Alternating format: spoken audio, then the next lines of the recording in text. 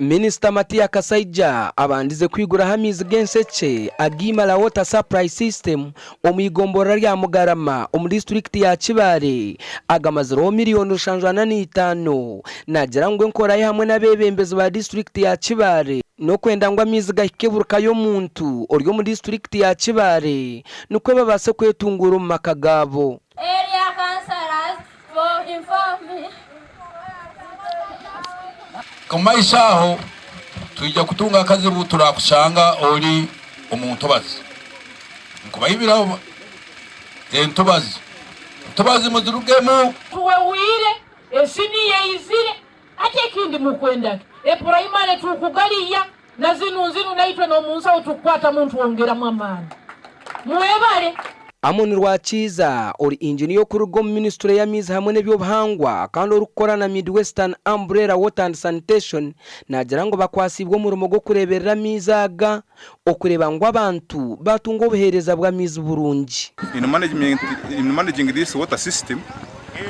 the customers, we are going to sensitize them on how they are going to be paying the money that is going to be billed. Umurimo guno ntukuwataniza beto nkabantu abandi nibagamba abo bakora sente zabo bya government byabutsa beto abantu abataka bimara nimba sima muno mwebaro mugumtoma bahumugisa buturamara kubakwasa project yenu omurimo gumujya kushoka kubanza kunkorera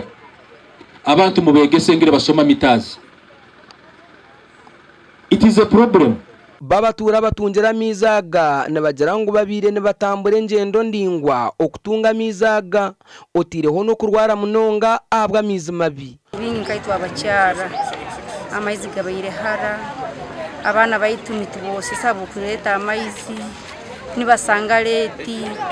typhoid ni barwara muno tubentiteganisibwa muno mizi tubentugiye hansi kuri como